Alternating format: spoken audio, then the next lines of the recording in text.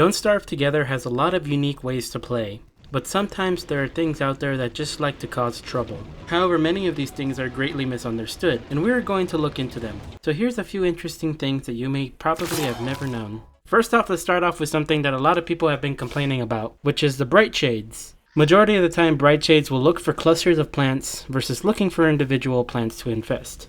Once they have infested, they will stay there and cause havoc, killing anything that comes near. Many times they will be around the player's base, so the player has to deal with them in order to continue harvesting resources. But there's an easy way to deal with them. Since they already like to go for our own pre-set up plants, why not use the plants to clear the bright shades? See, here is a bright shade infestation. It would be really hard to clean this up by ourselves. So why don't we use the flingo to help us out? Turning on the flingo should allow us to get near bright shades, since it causes them to freeze.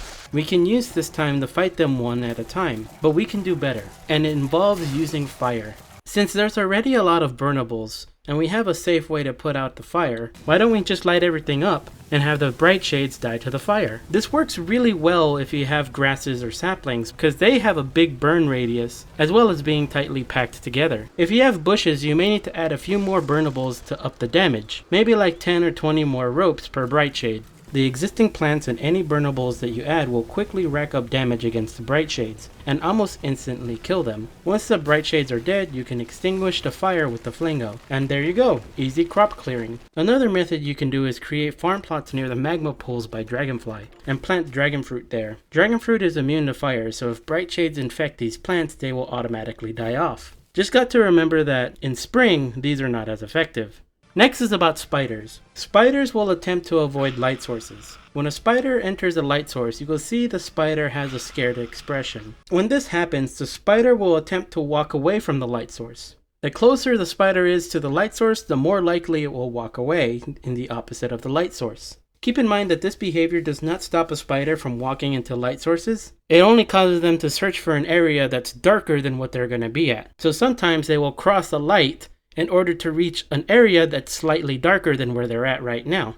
This avoid light mechanic does help out, at least to keep spiders mostly away from fires. You can see the difference in the amount of spiders near the fire versus the spiders that are away from the fire. Next we talk about slurpers. Slurpers are unique fellas. They jump on your head and provide light like a miner's hat. However, they also drain hunger while doing so. They can also jump on mobs like pigmen and bunnymen, with them also providing light. However, pigmen and bunnymen will slowly die off. How long do these slurpers last, and how can we abuse them? A slurper on a bunnyman can last up to 238 seconds, and pigs only last 100 seconds. Not very long, but when pigmen and bunnymen enter their houses, they will not heal the damage they have taken throughout the day, so they will end up dying within their houses. This causes a couple of strange bugs to occur, primarily with pig houses. Normally they have a light on in their house, but if they die with the slurper on them, the light will not get turned off, and it will stay like this until a new pig spawns. It's kind of morbid if you think about it.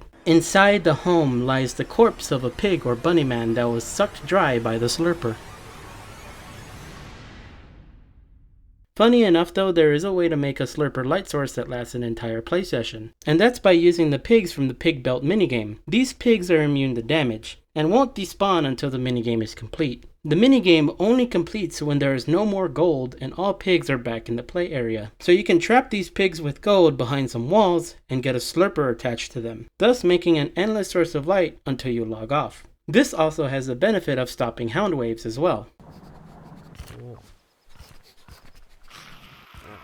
Moleworm storage. Normally when you hammer a moleworm, all the items they had gets dropped to the ground, meaning you can't use a live mole as a way to store rocks and flint. But you can actually. You see, there is a unique interaction a mole has with grass traps. They trigger grass traps and steal whatever item is under the trap, wasting the trap's durability. You can abuse this trap mechanic to cause moles in your inventory to store items. By dropping a mole onto 3 traps with 3 stacks of materials, the materials get forced into the mole's inventory, but the mole remains as an item, making the mole become like a mini bundle wrap for minerals. Keep in mind that if you kill the mole, the items will be deleted, and dropping the mole causes all the items to fall out, so use this storage with caution. There are some other unique things you can do with moleworm storage though. and it deals with gunpowder. Normally gunpowder is a bit unreliable when you light it on fire. It does not have a consistent burn time to detonation, and it can vary by a few seconds. But you can create a consistent explosion with gunpowder by using moles, and it's just kind of funny to see.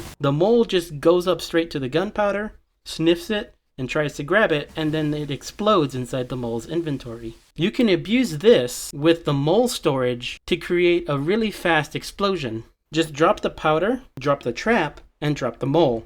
And boom, quick detonation. Just make sure to quickly get out of the way, or else you will get exploded too. I don't know what you can use for this, but hey, any PvP people out there, here's a quick tactic to dispose of someone. Remember that the explosion happens on the mole worm, so you can theoretically push the mole into someone for a sneaky sabotage.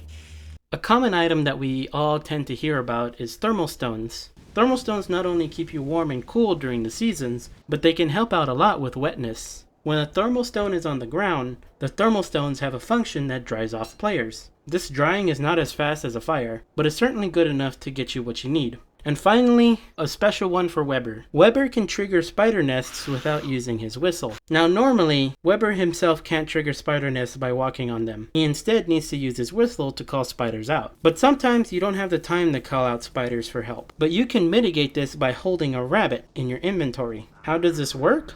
Well, rabbits are able to trigger webbing, but for some reason, if you pick up a rabbit, holding that rabbit gives the web triggering properties to the player. But since Weber never triggers nests, this can be potentially useful, especially in the ruins, where there are lots of death dwellers and you don't need to spam your whistle to collect them all. Those are just a couple little things I hope you enjoyed. Make sure to like, comment, and subscribe. Until next time, this has been Tara, and take care.